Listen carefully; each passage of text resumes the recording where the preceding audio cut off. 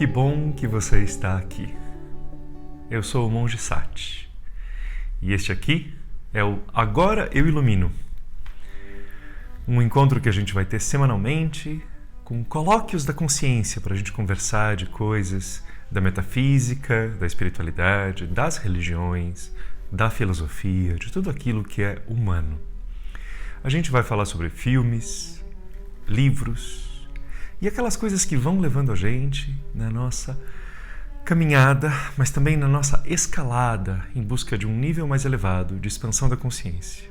E todas essas palavras, meditação, consciência, expansão, espiritualidade, elas são todas elas palavras que a gente sabe, mas acha que sabe, mas não tem certeza se sabe, e aí talvez a gente vai descobrindo que sabe sim, mas que existem significados mais profundos. E aí a gente vai conversar até sobre isso, definições, o que é espiritualidade, o que é consciência.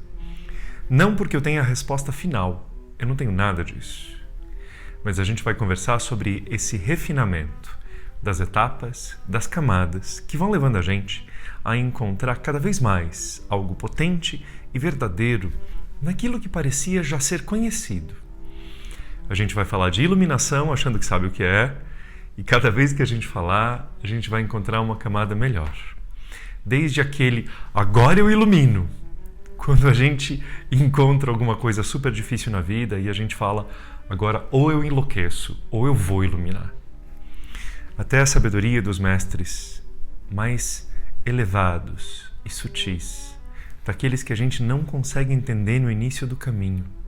Aquelas palavras que só vão fazer sentido quando a gente já souber na alma aquilo que a gente precisa finalmente saber na mente, muito depois. Seja bem-vinda, seja bem-vindo. Então este é o plano. Eu vou contar e aí a gente vai vendo como tudo acontece. A gente respira como sempre para fazer um reset, para ir buscar a verdade interior, para estar na alma, porque a velocidade dos pensamentos é controlada pela respiração. E aqui nesse primeiro episódio de Agora Eu Ilumino, eu quero contar que a intenção é fazer toda sexta-feira e liberar estes vídeos nos lugares como o YouTube ou Instagram para que você possa assistir, talvez no fim de semana, e aí a gente vai conversando. Além disso, existe o app Atma, com mais de 1000 meditações para você baixar no celular e meditar. Existe o podcast Mongecast, que só existe por enquanto no episódio piloto, mas ouça lá, tem coisas interessantes. E existe um livro, Seja Monge, a Arte da Meditação, da Companhia das Letras Fontanar, que pode ajudar. E no fundo, cada folha de árvore, cada raio de sol, cada gota d'água pode ser nosso professor. Aquele que é sábio vai aprender em qualquer lugar. A gente que não é, precisa ainda encontrar com essas coisas de vibração elevada. A primeira conversa que a gente vai ter aqui, nesse Agora Eu Ilumino, não vai explicar muito bem o que é essa tal de meditação, nem vai explicar muito bem a iluminação, nem vai explicar exatamente a consciência. Essas coisas a gente vai conversando depois, para ficarem até alguns mistérios, porque mistérios fazem bem, eles impulsionam a gente para ir em busca de verdades.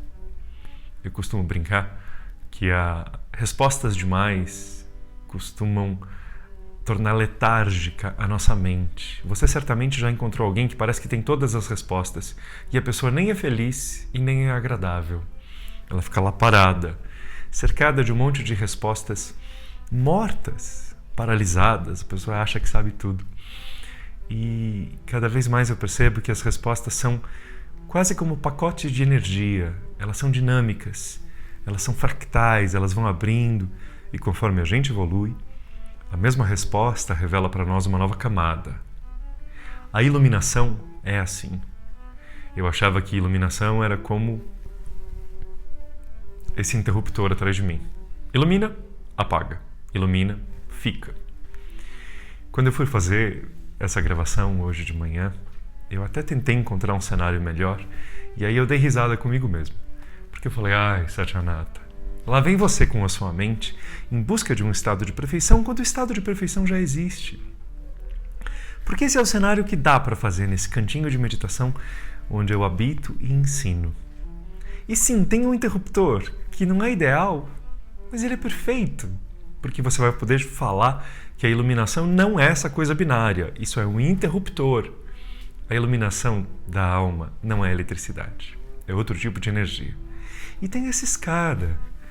Sabe, a escada de Jacó é algo constante nas religiões, algo que existe na Bíblia, esse tema de que a gente galga uma escada, metaforicamente, em busca do céu, em busca de um estado mais elevado. E a iluminação não é do interruptor, como eu achava que era quando eu comecei. A iluminação vai acontecendo a cada passo, onde você fala, tem um pouco mais de luz.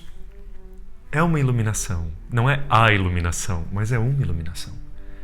E essa ninguém pode tirar de você. Olhe para a sua vida há 10 anos. Lembra das ilusões que você tinha? Eu lembro das que eu tinha. E aí a gente fala, nossa, quantas pequenas iluminações eu tive, quanto eu iluminei, quantas sombras se afastaram. Isso não é talvez aquela iluminação potente que a gente chama de nirvana.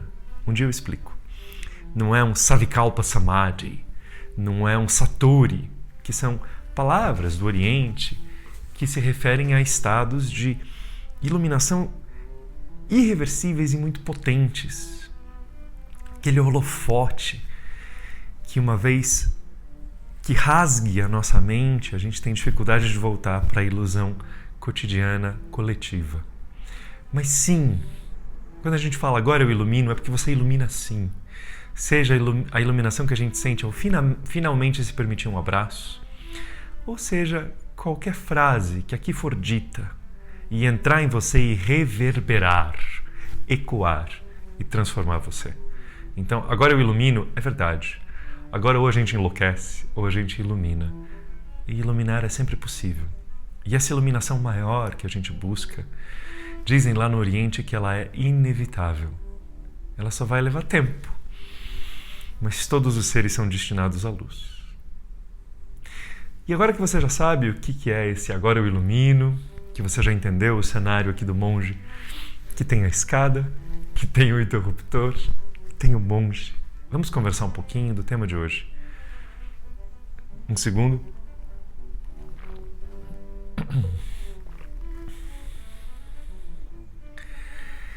Essa busca minha, ela é essencialmente pessoal. Só eu trilhei o meu caminho. Mas ela é também universal. Porque assim como as palavras que eu digo, sou eu que estou dizendo palavra. Mas elas tocam a mim, elas têm um significado para mim e elas têm um significado para você que está me ouvindo. Você entende quando eu digo palavra. E a caminhada, a minha caminhada, embora eu não tenha nada demais, ela traz coisas para você. Porque nós somos ao mesmo tempo únicos e unidos. E entender essas duas palavras já vai ser um agora eu ilumino. Únicos, porém unidos. Se a gente entendesse isso, que você não é a árvore, mas por outro lado você é unido a ela, como energia no mesmo planeta, numa codependência, numa interação, numa consciência maior. A sua consciência menor não é parte das grandes árvores da Amazônia. A consciência maior que permeia a árvore e você é.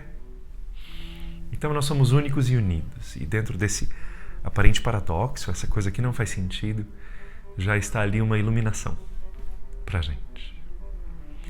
Nesse caminho, então, eu vou trazer coisas que me fizeram dar pequenos passos em busca dessa iluminação, que eu não tenho nem de longe a iluminação máxima, não sou um iluminado. Ou talvez somos todos um pouco iluminados. Aí eu aceito. Mas vou compartilhar aqui coisas que me impactaram bastante. E neste primeiro momento, nesta conversa de hoje, eu vou explicar um pouco de qual é a relação de cérebro, mente e essência. A gente costuma chamar de alma, que é a parte mais pessoal da nossa essência, e a gente chama de Atman, quando a gente quer falar da parte da nossa essência que é ligada no infinito, ou como dizem algumas religiões, a fagulha divina, que foi criada e aí a gente foi se tornando a gente. Então, a alma é aquela parte, talvez se você pegar uma esfera, sabe quando a lua é tocada pelo sol? Ó, tem uma luz aqui, essa parte da minha mão é tocada pela luz e essa parte está com menos luz, mas ela ainda tem. A parte da nossa essência que é tocada pelo infinito, a gente costuma chamar de Atman, que é a essência da essência. E a parte da nossa essência, que tem aqui experiências na matéria, essa alma que está aprendendo, essa alma que às vezes dói, ai, que dor de alma. Essa alma que tem uma caminhada em um aprendizado, tem um destino que não é um destino fixo, ele vai se alterando a partir das nossas escolhas e tendências. Isso a gente chama de alma. Lá na Índia é chamado de Atma, a essência, e Anandamaya Kosh, que é uma parte da gente feita que está além daqui, dos sofrimentos da matéria. Então, cérebro, mente e alma, como isso tudo se relaciona. Para surpresa minha, e talvez de quem busca espiritualidade, existe uma relação entre o nosso cérebro, que é uma máquina de pensar, a mente, que é o resultado disso, e aí a consciência e a alma. Existe uma relação complementar, mas bastante diferente. O cérebro realmente, cientificamente, comprovadamente, tem capacidades, inclusive, dependendo de qual parte dele está sendo acionada ou não. Há pessoas que perdem uma parte do cérebro e ali instantaneamente perdem a capacidade de fala. Existem pessoas que, ao trabalharem muito algo específico, vão fazendo com que a plasticidade neurológica altere como o cérebro é. Porque é como uma rua e uma avenida na cidade, que se a rua é pequena e começam a passar vários carros, em algum momento o planejamento municipal vai alargar aquela rua, demolir casas e transformar aquela rua em uma avenida, por demanda e necessidade da própria cidade. Dentro do nosso cérebro, aqueles caminhos das sinapses, dos impulsos dos elétrons dos nossos pensamentos, os caminhos que são utilizados com mais constância, fazem com que os neurônios, que tem lá os axônios, os dendritos, eles vão começando a se mexer. Eles são ligados por uma eletricidade, realmente a eletricidade de elétrons do cérebro, e aí eles começam a se reconfigurar. Um elétron estica ali um dendrito, encosta mais um axônio, e aquilo que inicialmente tinha 3 neurônios dedicados àquilo, vai tendo 30, 300, 3.000, 3 milhões. O que era uma ruela, uma viela, vai se tornando uma avenida, vai se tornando uma estrada, vai se tornando algo gigantesco. Talvez a primeira vez que eu senti compaixão na minha vida, o meu cérebro tenha criado ali uma ruazinha de compaixão. Mas, na minha visão espiritual, incentivado pela minha alma, que é uma alma que já precisava de compaixão, uma alma que já veio vibrando com paixão, porque ela já foi aprendendo essa relação do único, mas unido. E essa é uma das marcas de que uma alma já está se expressando na matéria, a compaixão. Uma pessoa presa no ego e distante da conexão com a alma, ela é incapaz de compaixão. Ela consegue entender intelectualmente a dor do outro, mas com pathos, sentir a dor junto e ter uma ação de melhoria é muito difícil. Para essa pessoa que é única, mas não é unida, ou acha que não é unida. Primeira vez lá, quando eu era pequenininho, que eu fui sentindo compaixão, a alma foi incentivando, mais compaixão, mais compaixão. Então aquilo vem como um incentivo de energia, do ser que eu sou, das vidas passadas, daquilo que eu sou na mente divina, porque aquilo que a gente chama de Deus, de universo, tem uma ideia diferente para cada um de nós. E aí a gente não alcança aquela ideia, aquele ideal, como nos dizia Platão, citando Sócrates. E aí a gente vai gradativamente subindo e buscando ser aquele ideal que nós somos tão imperfeitamente. Então a alma dava impulsos. E eu lá de pequenininho, compaixão, compaixão, mais compaixão, mais compaixão, mais compaixão. E aquilo foi se tornando uma avenida maior na minha mente. Existem monges que fazem só meditação de compaixão. E certamente eles têm avenidas de compaixão muito maiores do que as minhas na mente. Ao mesmo tempo, a gente vai podendo criar avenidas dentro de nós de coisas corriqueiras. Cada escolha nossa vai definindo quem nós somos. E quem nós somos impulsiona as nossas escolhas, neurologicamente. Na personalidade, no ego, na energia e na consciência, mas até neurologicamente. Quanto mais eu decidir buscar vingança, mais os meus neurônios se estruturam para obter vingança. E aí, assim como na eletricidade dos fios dos postes da rua, eles buscam um caminho de menor resistência, dentro da nossa mente, e é por isso que existem os hábitos, gente. Por isso que é difícil mudar um hábito. Porque os elétrons da nossa mente, dos nossos pensamentos, quando eles encontram uma avenida, a possibilidade de ir numa avenida ou uma pequena rua, eles tendem a ir para a avenida. Então, se a gente tem uma avenida de medo e uma pequena rua de coragem, a gente vai ter que conscientemente parar, porque a gente tem esse poder. A gente para ali o elétron, a sinapse, o pensamento. Baseados em quê, Sati? Baseados na consciência. Porque lembra, o cérebro é só uma máquina. E eu vou falar mais sobre isso. Mas aí a gente, segura a máquina, aperta os botõezinhos no nosso painel interior, fala, Eu sei que tem a avenida, grande avenida do medo, 8 pistas. Eu quero pegar aquela ruazinha da coragem. Eu sei, é tumultuada, eu uso pouco, tá cheia de poeira, eu vou pegar a rua da coragem. E aí passa uma sinapse, 2, muitas, e aquilo vai se transformando. Então a neuroplasticidade vai alterando coisas, como foi comprovado cientificamente há alguns anos, por exemplo, quando descobriram, através de exames, que quando a gente observa o cérebro dos motoristas de táxi de Londres, isso foi antes de ter GPS, Waze, eles têm uma parte do cérebro relacionada a mapas e localização muito maior do que a humanidade comum.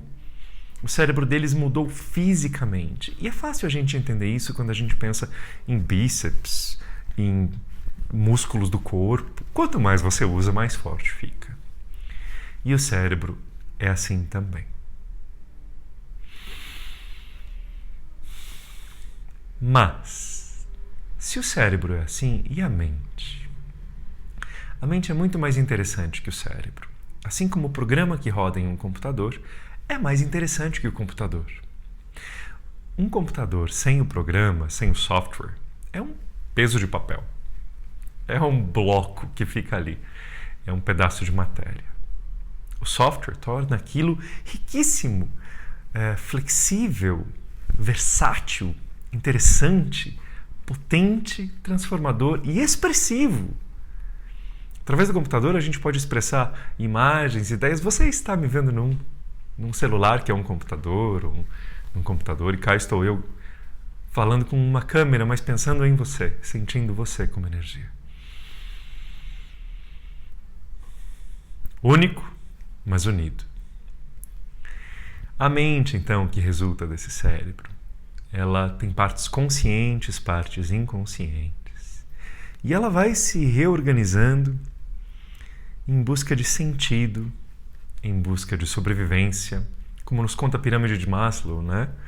A gente tem necessidades muito imediatas e outras necessidades mais refinadas. Então, primeiro comida e abrigo, mas depois prazer, alegria, companheirismo, sutileza, poesia e, ao final de tudo, transcendência, que é o pertencimento ao infinito. É você falar assim, finalmente eu me encontrei. Sabe onde eu pertenço? ao infinito. É aquela minha casa verdadeira. E como o infinito está aqui também, eu me sinto em casa aqui. Mas esse é um processo.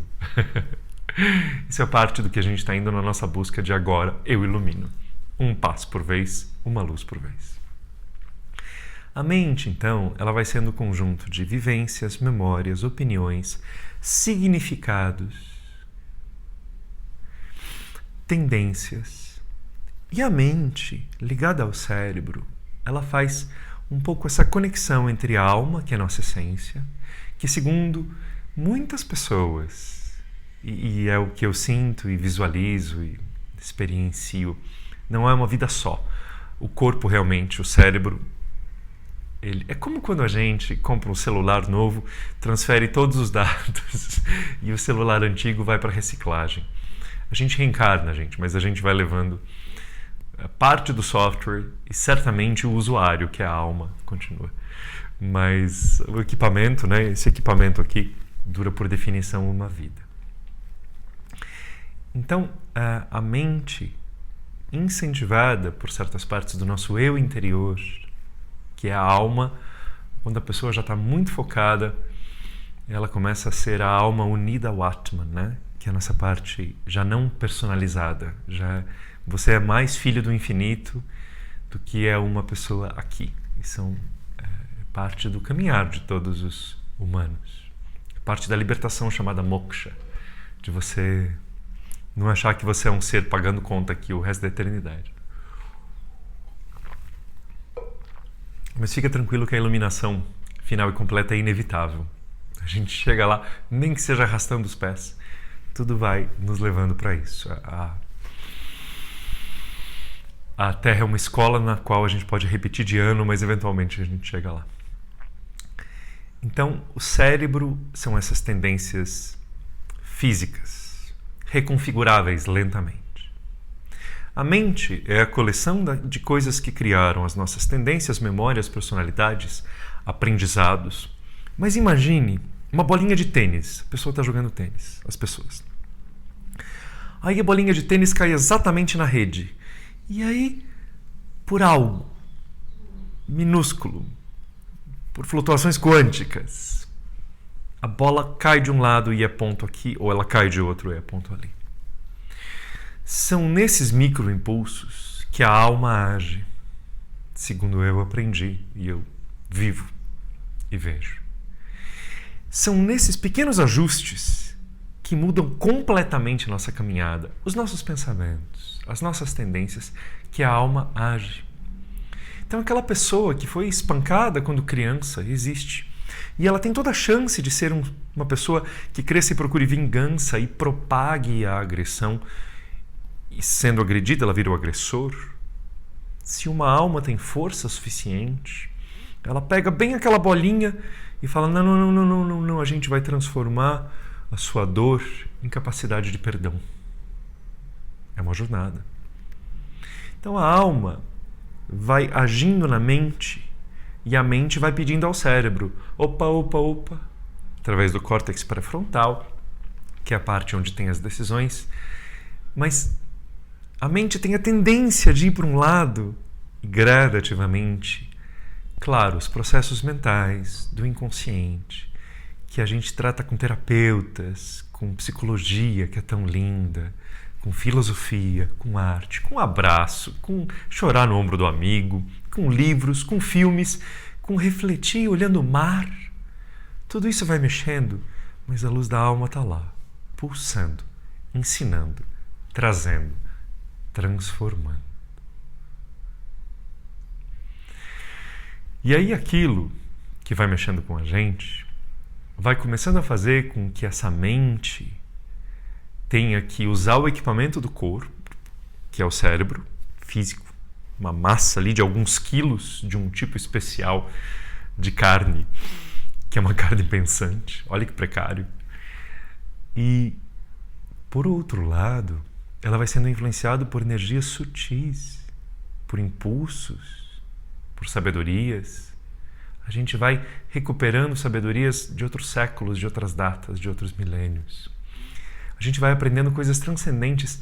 Uma das maneiras que a gente descobre que a gente está perto da alma é que na região do peito, onde fica o quarto chakra, um centro de energia chamado Anahata, às vezes a gente sabe antes de saber. E alguém nos diz algo e a gente fala: ai, eu já sabia disso, mas eu nunca tinha ouvido. Você ouve uma mestra, um mestre falarem e você fala: nossa, que lindo! Você nem precisa explicar porque eu já entendi, mas eu nunca tinha aprendido. Porque a sua alma já sabia, o cérebro ainda não. Então agora aquilo faz parte da mente e da consciência. Mas é fundamental entender que esse cérebro tem uma analogia muito completa com como funciona a computação hoje. O seu celular, o seu computador, ele é ao mesmo tempo processamento local e conexão com a nuvem. O seu celular tem antena e a nossa mente também. O cérebro é só processamento local. A mente não. A mente é capaz de captar sutilezas que o cérebro não sabia. A alma é ligada à mente. Mas não é só isso. A gente capta coisas do inconsciente coletivo. A gente capta com a nossa antena coisas que não estavam no cérebro. A gente capta intuições, a gente capta percepções se alguém estava pensando na gente. A gente capta ondas de pensamento coletivo. Ao mesmo tempo que você é armazenamento local, a sua Wi-Fi cósmica está ligada na mente e você é capaz de apontar a sua captação para energias elevadas ou para o pântano das emoções coletivas.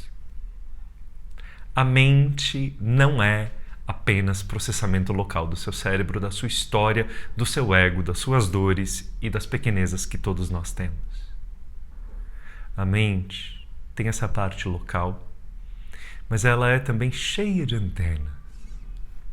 E essas antenas, quando a gente ouve uma música que nos eleva, essas antenas vão fazendo com que o cérebro se transforme, com que a gente mude de vibração sutilmente, energeticamente. E é por isso que é importantíssimo a gente cuidar para onde apontamos as nossas antenas. Quando a gente aponta intencionalmente para a própria alma, aumenta muito a conexão e a transferência de dados entre a alma e o cérebro, entre a alma e a mente. A alma sempre vai ter conexão com a gente, porque nós somos a alma. Mas a gente pode facilitar ou pode diminuir essa conexão. Mas não é só a alma.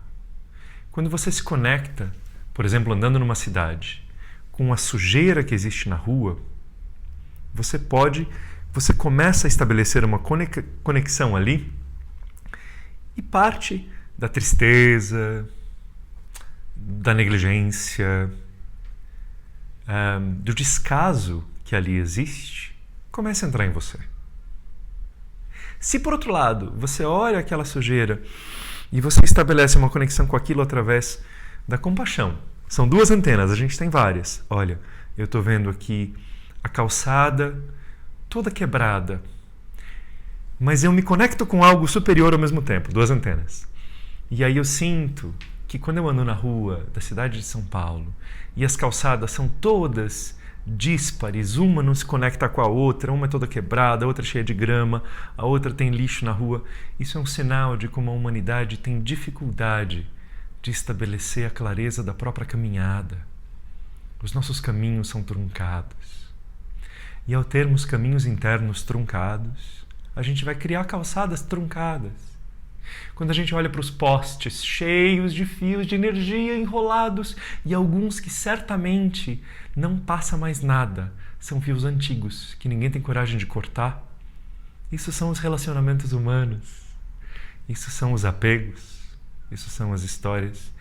Quando a gente aponta as nossas antenas para um fenômeno de medo coletivo, esse medo todo vai entrando na gente, programando o nosso cérebro. Então esse Wi-Fi poderoso que a gente tem, a gente pode apontar para onde quiser. Quais páginas cósmicas da web infinita você está entrando? E aí a gente começa a entender que a nossa mente é sim armazenamento local. mas ela é também conexão com a rede. Uma rede de energia infinita, que a gente costuma chamar de Satchitananda ou Parashakti e outras histórias. E se a gente começa a perceber que nós temos, ao mesmo tempo, armazenamento local, mas conexão com a nuvem ou com o pântano, as antenas são as mesmas, a gente vai começando a aprender melhor o que é intuição. Existe a intuição local, porque você já tem informações e aí você consegue perceber algo com o que você já sabia, ligando informações. Ou às vezes a gente descobre coisas que não tinha como a gente saber. Isso foi uma antena ligada no infinito. E quando a gente começa a perceber que a gente é local, processamento local e ao mesmo tempo antena, a gente começa a cuidar das antenas e ter cuidado para onde nós as apontamos. A gente aponta a antena para a vida do fulano, ou a gente aponta a antena para a tristeza coletiva, ou a gente aponta a antena para aquilo que a televisão está falando naquela semana, ou a gente aponta a antena para aquilo que a nossa alma pede. Eu tento limpar o meu armazenamento local, abrir as avenidas, mas não estacionar vários carros nas minhas avenidas, que são os carros do saber. Eu sei isso, eu sei aquilo, eu sei aquilo. Não. A avenida é grande para que quando chegar uma necessidade de eloquência, ela venha de alguma antena, ela interaja um pouquinho com as minhas referências locais e aí ela passe com fluidez por uma avenida criada aqui dentro, sem um monte de achismos estacionados na minha mente. Mas eu procuro, e talvez, acho que todos aqueles que estão no caminho espiritual procuram, alguns com muito mais competência do que eu, conectar as antenas e aí então deixar que flua internamente naquilo que é preparado no computador local, no cérebro. E assim, a gente vai se tornando mais leve, com muita capacidade de flexibilidade, porque a alma é flexível e o ego é rígido. O ego se referencia nos aprendizados do passado e só a alma vive fora do tempo, ou no infinito presente. Então, para ela, tudo é mais flexível. Ela está sempre atualizada. Ela está conectada na nuvem. A gente que vive rodando programas que não foram atualizados. Ao perceber que a sua mente é resultado de processamento local e antenas que coligam a gente ao cosmos ou ao pântano, a gente começa a se entender de maneira diferente. O não saber deixa de ser uma preocupação, porque assim que você precisar saber, está na nuvem. E você não precisa ficar guardando informações desatualizadas, achismos, opiniões e coisas pesadas. Entretanto, é diferente ter achismos e ter referências. Eu saber o que foi escrito por pessoas de mente elevada, o que foi feito por artistas de mente elevada. Eu entender como funciona um pouco da ciência, tudo isso é importantíssimo, é diferente de achismos. Achismos são interpretações.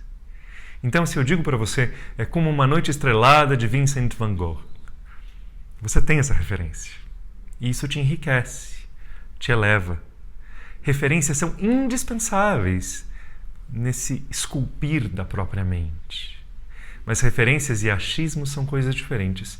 Achismos são a gente achar alguma coisa sobre nós mesmos que seja debilitante, aprisionante. Ou achar da vida do vizinho, ou achar da humanidade. Em geral, aquilo é só um carro estacionado, parado errado naquilo que podia ser uma avenida para você fluir a sua intuição. E aquilo que vem das antenas mais bem colocadas. Pronto. Esse foi um colóquio da consciência, quer dizer, uma conversinha que a gente teve aqui no Agora Eu Ilumino, que é esse programa que eu vou tentar ter semanalmente e oferecer a vocês. Eu ofereço para vocês as meditações do Atma, que ajudam a gente a se manter nessas antenas do lugar. O livro Seja Monge, eu pus ali o meu coração e muito do que eu aprendi. E no fim, tudo pode te ensinar. é um olhar, é um abraço. E é cuidar das suas anteninhas, parando de achar que a gente é só processamento local. A gente não é. A gente é muito potente quando a gente aprende a nossa grandeza e a magnitude do nosso equipamento, que está a serviço da alma, da essência do ser. Único e unido. Então, beijos, namastê. E na sexta que vem tem alguma coisa, ou esse colóquio, ou algum ensinamento, ou algum áudio, ou a gente conversa de um filme, eu não sei. Mas nesse não saber, eu tenho certeza. Algo bonito acontecerá se as antenas estiverem apontadas para o lugar certo. Namastê e até em breve.